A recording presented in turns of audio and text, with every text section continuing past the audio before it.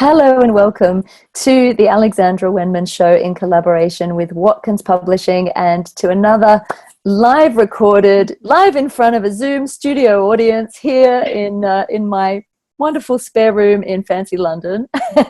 And today I'm joined by the beautiful Rhyanna Watson. Rhyanna, Hi. thank you so much for being with me today, honey. Thank you for having me. It's an honor. Well, we need to just tell viewers that Rhyanna is the author of a beautiful book that is published by Watkins called Brave, Beautiful and Bearing It All. So Rhi, can you tell us a little bit about how the book came about and what it's all about? Summarizing. I'm terrible at summarizing, but let's give it a whirl. It honestly came about just through life and experience, and then I had the honor to I guess as I was journaling through my experience on social media, I came into contact with one of the ladies at the time that was at Watkins, Kelly, and we started to get into discussion about, she wanted to find out more about my journey, why I was sharing the way I was, and realizing that there was much more depth to the journey, that it wasn't just as we typically see, photos and it be a facade of or a mask of someone. It was actually a real human being. And due to the fact that there's a lot of misappropriation, misunderstanding for women, there's a lot of women misunderstanding women, there's a lot of yoga love, but there's also a lot of yoga stigmatizing, labeling, and people, like in any disposition, choosing sides of what is best and what is not for certain things that we choose in life, so what resonates and what doesn't. And so through discussing my journey further, then Watkins asked me to start to collaborate and share, I guess, what I had journalized over the last 5 years on social media, plus my experience with post and prenatal depression, suicide, losing a child, and abuse and other things, to kind of bring a full spectrum to behind the scenes of humans in life. And I guess the whole purposes of this is, the world is really hard, and it's hard for us all. And I would never want my daughter to live the hate and the judgment that I have. And I would love to go through that and leave footprints in the sand for tomorrow, that if I was to pass away, the greatest thing I could do was to bring a bit more love to her, a little bit more compassion, and a little bit more understanding.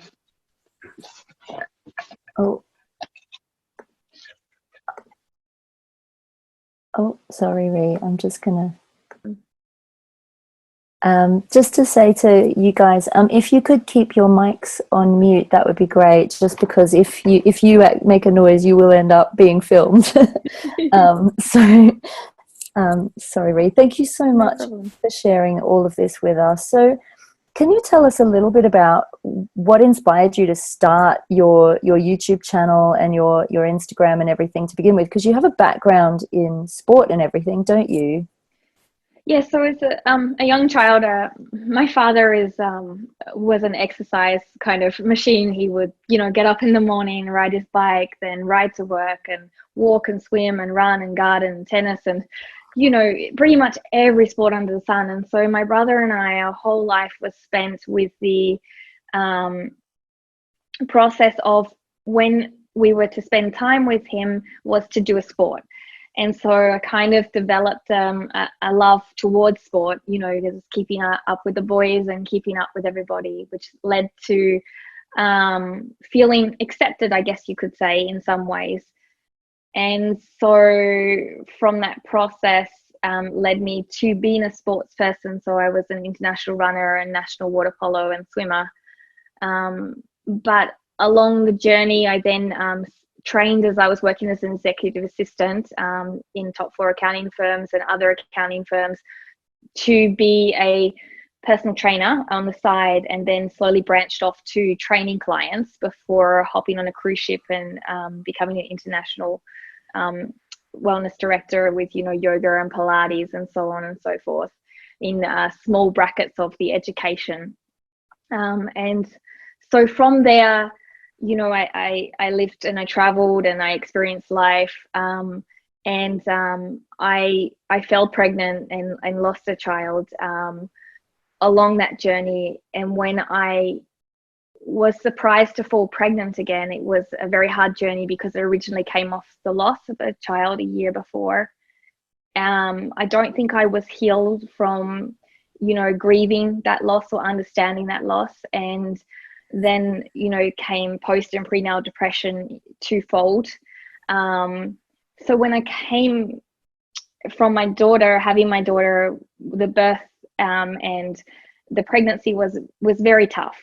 Doctors said I wasn't supposed to have a child. My mom nearly lost my brother and I, so I assumed that this was going to be the process. So I just wasn't a well put together person, handling a situation that any person that has become a mother, we all have no idea what we're doing, no matter how many books you read. It's just incredibly challenging, and every child is differently. It's incredibly beautiful, don't get me wrong, but it's learning to raise a child is a whole different ball game. And so when I first had Lainey, I hadn't exercised for about 5-6 months. It was a difficult pregnancy, and so I was like, okay, so one thing I can do to work on my mind, I know, is to do some personal training. So I will share my workouts online, how I regain my fitness. I don't believe in that I get fit or this or that. It's more about regaining health and so on. And so then I started to share them on YouTube. Just thought it would be nice, and Facebook, making groups. So in case other mothers who were like me couldn't afford to go to the gym, didn't have time, you know, didn't have someone to care for their child, that here online at home, as little equipment as possible, let's do this together. So I kind of started via that journey, and then Instagram came, and I was like, oh, what's this? Oh my gosh, this is pictures, okay. And so my first photo or something is like my daughter or I. It's just a normal photo. And I remember very nervous about putting that up there. I had no idea what I was doing. I had no idea on any channel, actually. And from there, then it slowly grew because there was yoga challenges and so on. It slowly grew into me learning yoga and physicalities of yoga. So I was posting my yoga journey there, and my YouTube was my fitness and little bits of yoga snippets that people could do. Because I thought if I can do anything, I need to help others. But I forgot that I honestly forgot I had to help myself first, really, because you can't look after anyone else. And so that was maybe about a year or so's process, and then to 2 years, and then I hit rock bottom where I wanted to take my life, and I attempted my life in Saudi Arabia, where I was after Austria. And that was the moment it hit home that I had not been taught what yoga was about, which was accepting you, reconnecting to you as a person. And it was okay to feel in life, right? I'd lost that. I'd lost, like, the sun felt warm. I'm in Saudi Arabia, it's 50 degrees, and I didn't register the heat, and I couldn't register my daughter's laugh. And you know, you'd be talking to people, but you're not feeling, you're empty. You'd be eating food and listening to music, but it's just, I don't even know if it's flowing through you, around you. The world is like, in a picture, it's amazing, like the film Pleasantville, you know, everything's gray, but it gets darker. And the pain is like breaking your leg, but forever, and nobody can see it and no one can understand it. So you become a very, I'm assuming also not an easy person to be around, like we all know, when we are challenged. And it was that moment when my brother said when I called him, because it was the only person I knew to talk to without feeling like I was going to be ashamed for doing something like this, you know, because so many people, like right now, are fighting their life. You feel, you know, you should be more privileged to have this life. And he said to look at my daughter. That's your reason why. And so at that moment, that became my purpose, and the reason a lot of us, and my connection in the world. A lot of people, from what I understand with suicide and reading more about it and my healing process, is a lot of people die, and I've had friends that have lost their lives because they couldn't find their way through the blackness, is because we lose connection, whether it's with a positive person or a negative person. There's a connection. And when we lose that connection, that purpose, then we lose the reason why we need to exist. So Lainey gave me that connection where, oh, I've got a role to do, you know. If I chose this option, I'm actually damaging her life, not making it easier. And so then came in arm balances, where fall down, stand up. If I can get myself up there, if I can fly and teach myself this, then I'm going to learn to be able to stand up every day and keep fighting those thoughts and so on. And so then came the journaling that I write attached to the picture, as well as sensuality and dancing, because the true healing of any trauma victim is when you can start to feel your senses again. So when you taste chocolate, or when you get hot and sweaty or nervous in front of someone, or the news that you're sitting there and you're uncontrollably moving and you feel good in that purpose of movement, you know. And that also ended up being that my movement became sensual, and it's never been attached to sexuality, what people understand. It's been attached to the feminine, is in that for the first time in my life, I'm proud to be a female. I'm not embarrassed. And I was so embarrassed my whole life. I thought I needed to be a boy. You know, I stopped my period when I was younger to try and keep up with my dad, because I thought that, you know, that got in the way of being active. And for the first time in my life, you know, 2 years later, I was like, being a female is not bad at all. It's okay to have emotions. It's okay to feel, to breathe, to give birth, to be sensual, to be sexy, but to be it for you, not for the outside world. And that's kind of how the starting. And it's never been a plan or anything. And people have just come because I think we're a community, right? That everyone bounces and spirals off each other, and we all help each other to grow, and we walk side by side. This is just a banner of a name, but I wouldn't be anything without everyone existing around. I'm so glad that you have been brave enough to be raw and to be open and to share it, because it is, honestly, it's just you being you, isn't it? But it's so inspiring to so many. And I always think that our stories, our personal stories, we might not think anything of them, but I think that our personal stories really do help others to heal. I love you because I think that you're so uniquely and unapologetically you, and that to me is so inspiring, that there's no one else that you're trying to be, and nothing else that you're trying to do other than just be you. So Thank you.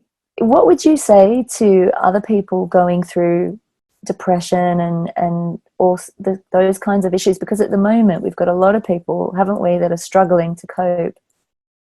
I think like some of the things, even to today, you know, we're not our thoughts, because then who would think them? And I wrote this today actually, and we're not our emotions, because who would feel them?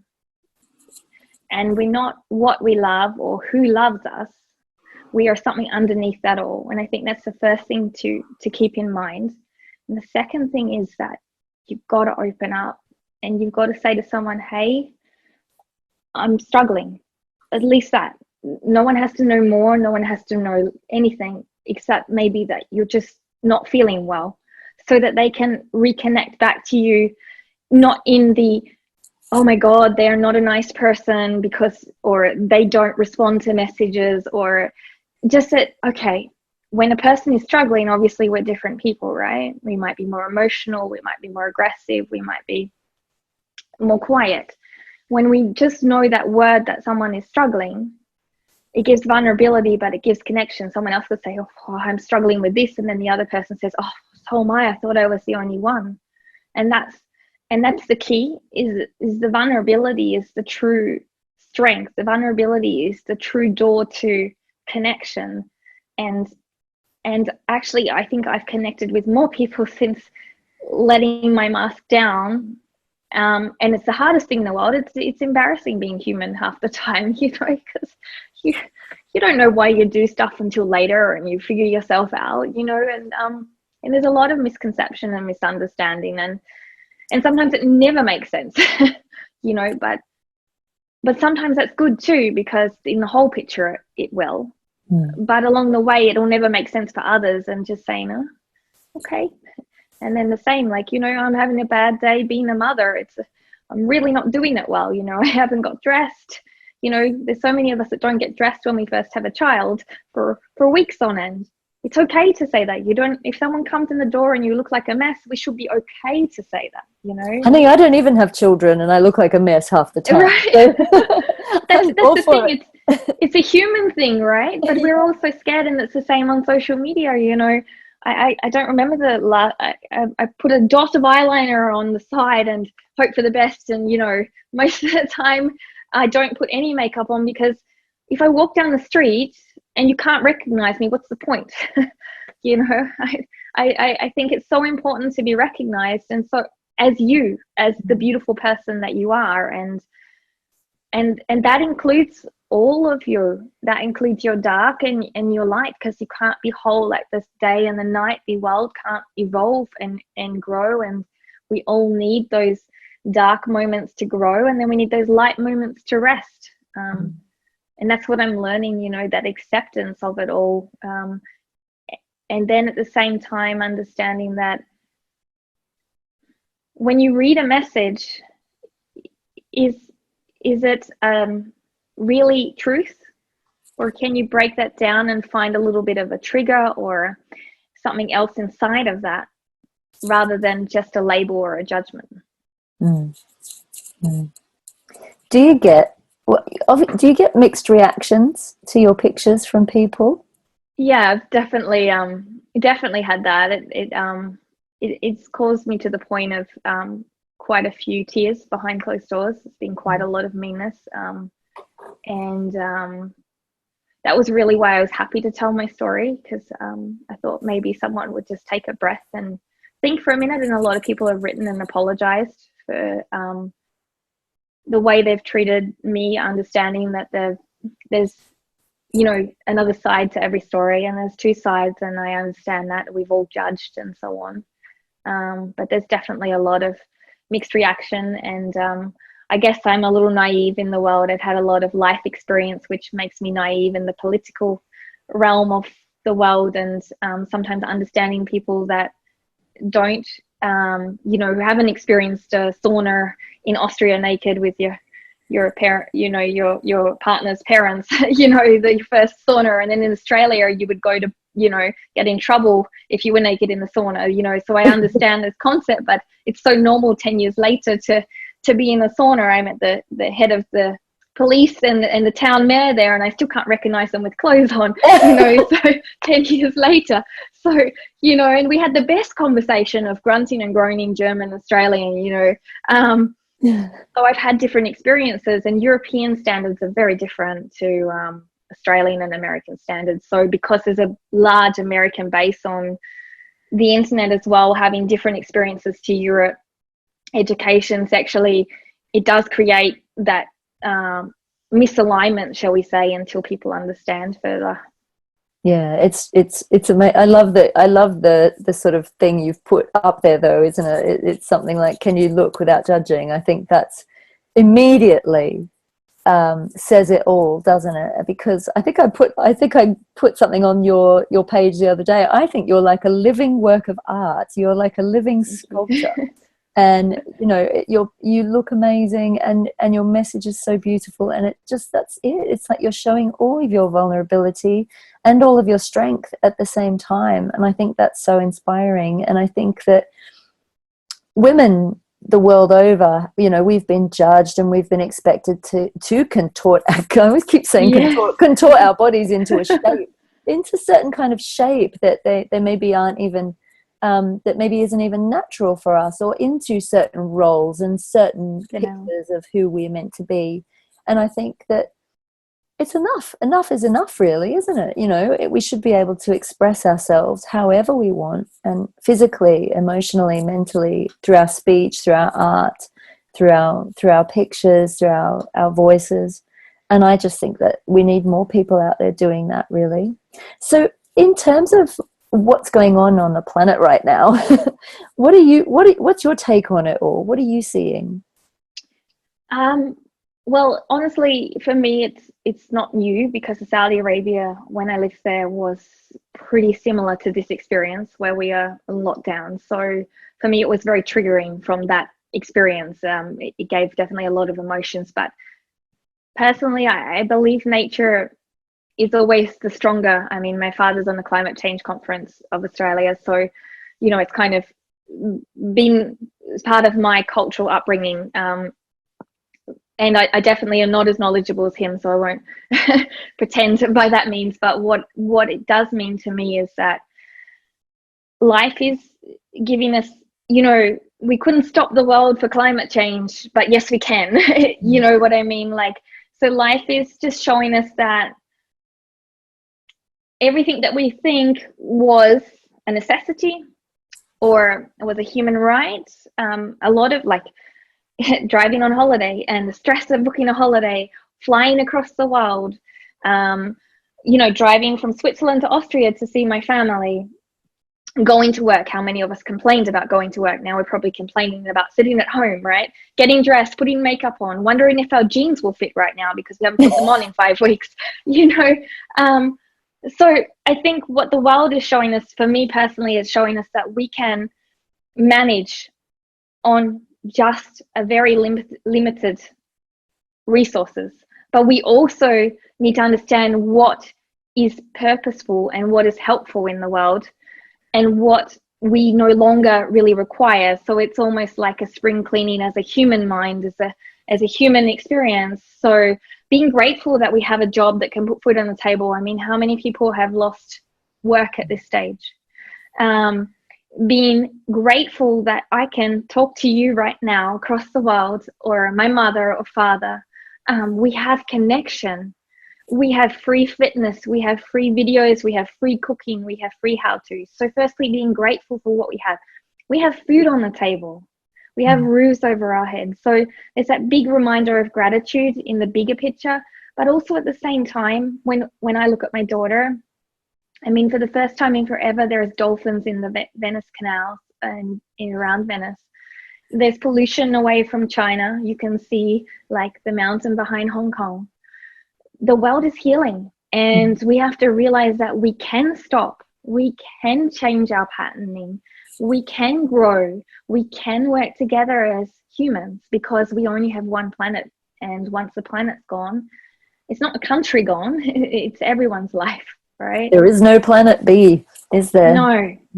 And so at the end of the day, we have to realize the very first place to take care of is right out our windows.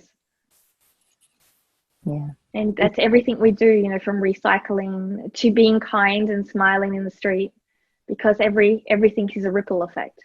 And you've obviously been many places on this planet, on this beautiful planet, and many different places. So what led you to Saudi Arabia? So my family, we're a small family. Oops, one of Lainey's pictures fell. We were in Vienna, Austria, when she was born. Her father's an Austrian pastry chef, and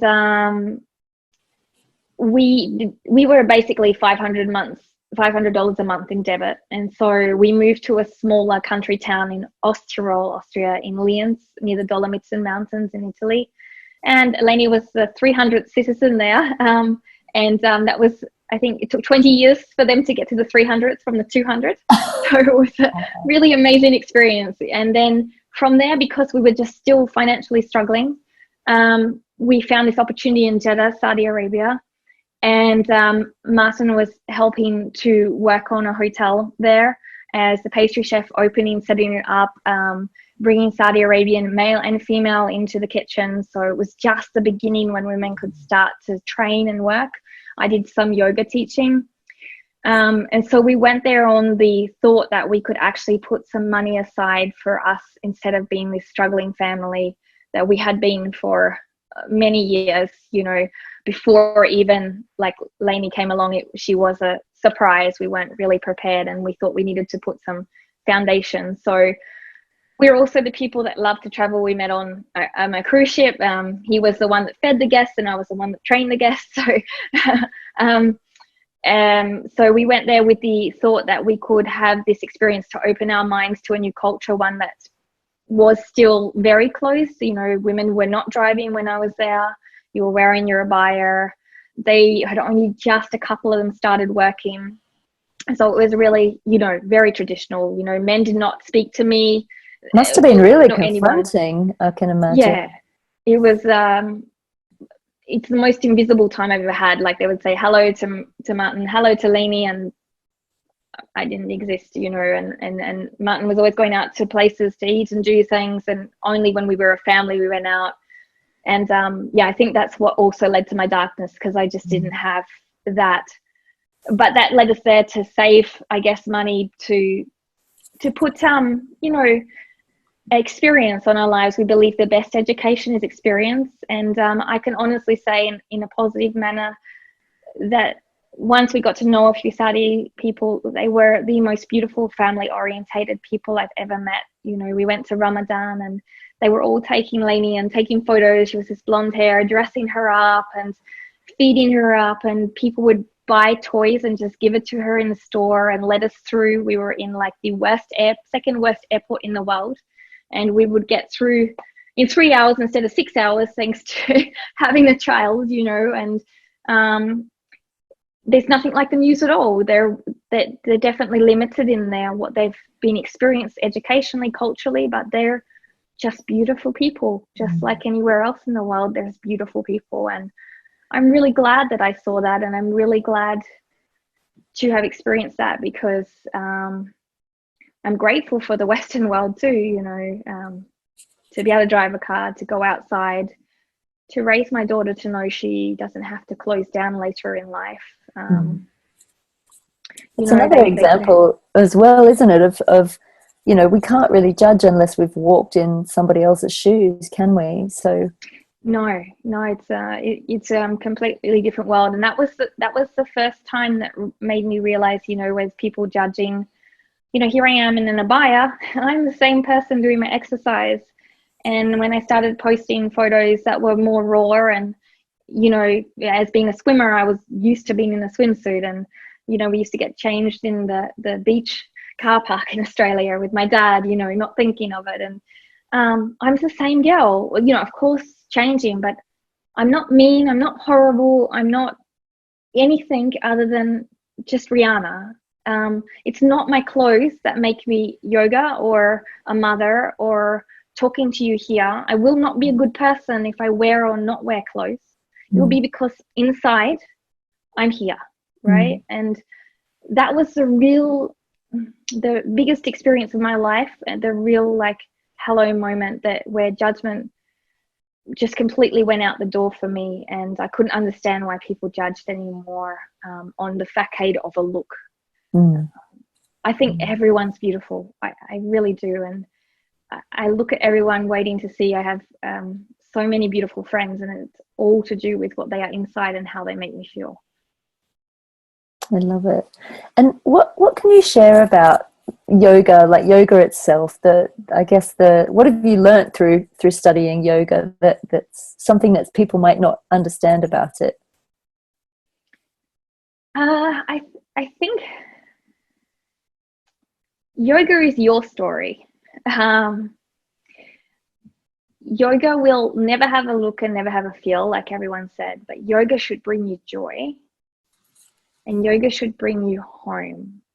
And that home means that yoga should bring you back to finding out whom you are. And not in the sense that you're a mother or something else, but in the sense that I'm whole and I'm doing all right in my imperfections, in my quality and my not so quality moments. Right here, right now, I'm okay. And yoga teaches you, you know, you've got to breathe, you've got to do the positions, and yes, you'll come home, but it never teaches you, you don't come to a new home. You know, you come back to the home that's always been existing within you, and you bring it back out again with your inner child. You know, you won't be too scared to take you know, that little dance that you probably shouldn't because you're in the store, or, you know, you wear your face paint for your child because it doesn't really matter. Because you realize in yoga that nobody's thinking about you at all. Everybody's thinking about someone else. So when you're thinking about someone else, it's not someone else is thinking about you, it's that you're thinking about them. And then you realize nothing's about you at all. Oh, she's back. Hang on one sec. Can you hear me, Rhi? Yes. Ah, cool. Oh no, she's been kicked off. What's going on? Loud and clear. Also, I think I saw somewhere that it was part of an interview, I think, that you said that you had trouble reading and writing when you were younger. Is that right? Yeah, till about year 4, I couldn't pretty much read or write very well. I still You're remember the most articulate woman I think I've ever met in my life. The way that you speak is so eloquent, and you just like brilliant.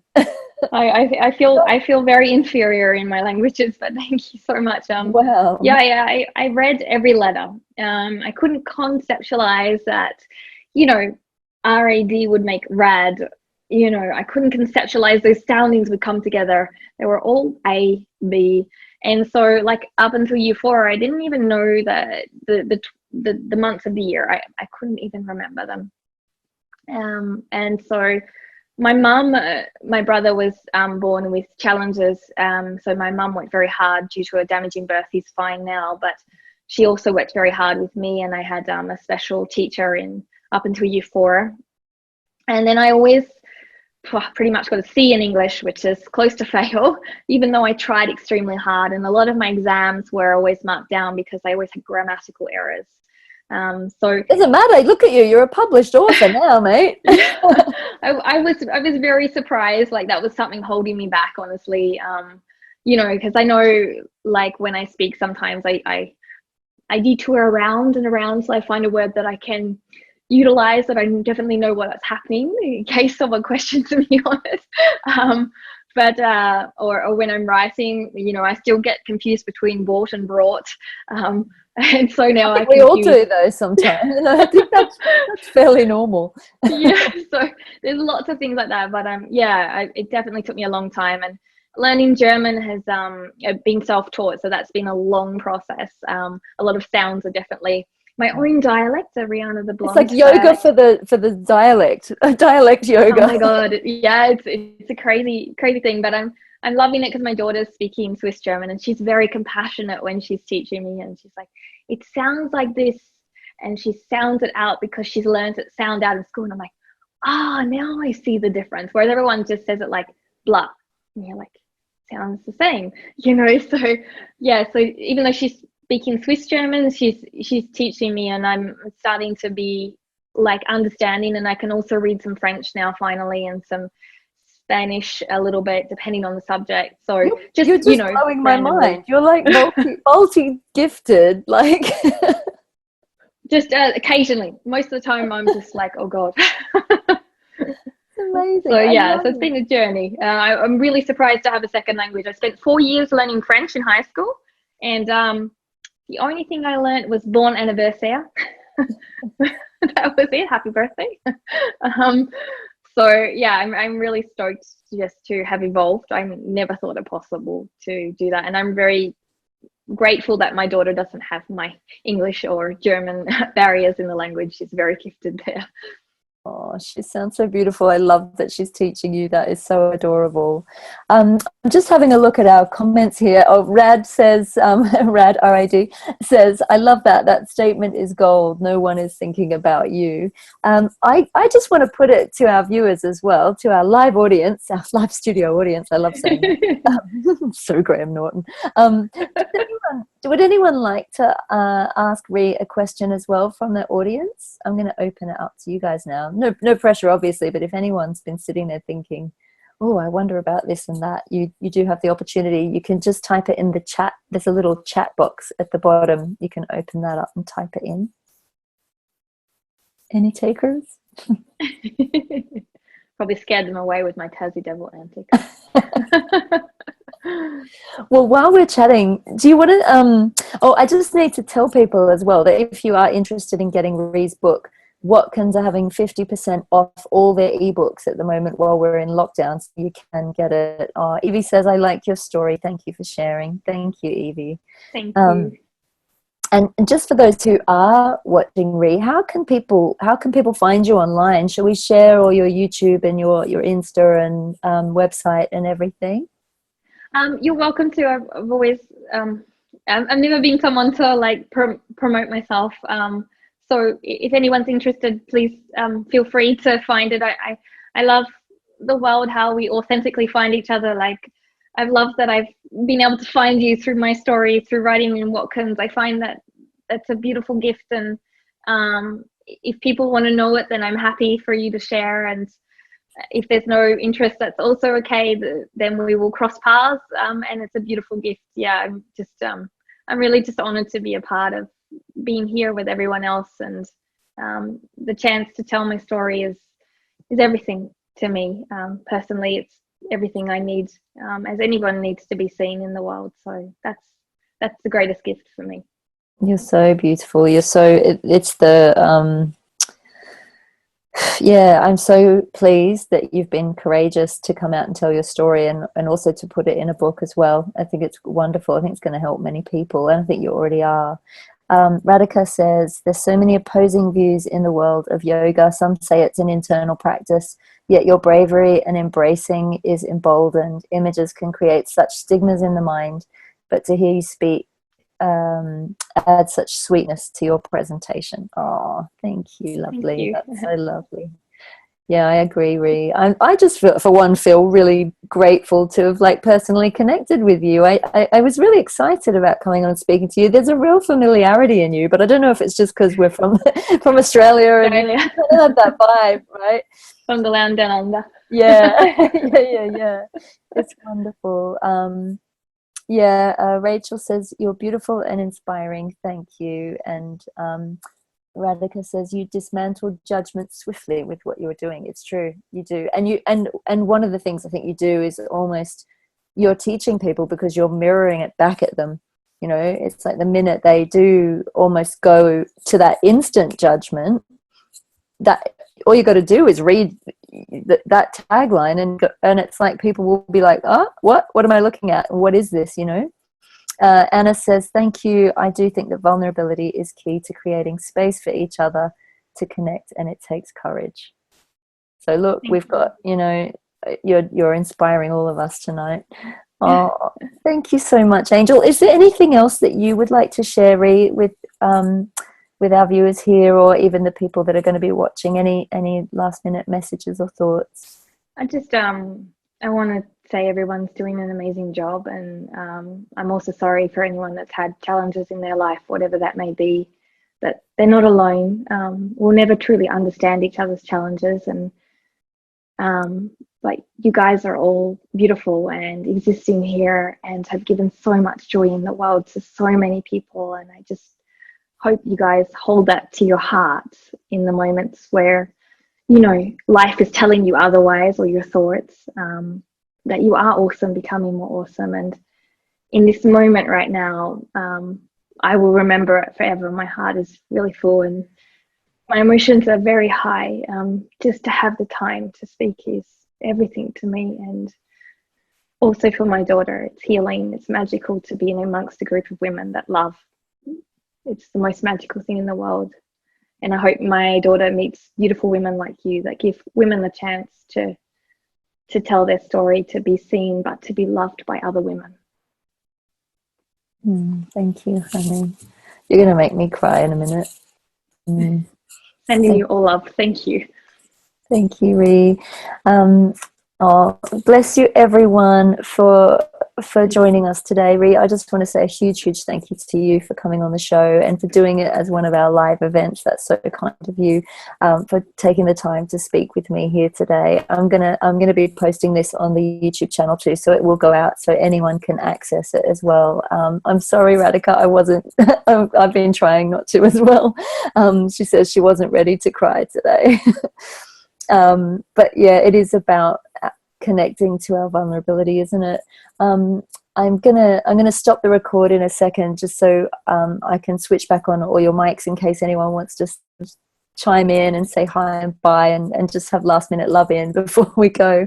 But for those of you watching on the recording, thank you so much, Rhea, and thank you for watching the Alexandra Wenman Show.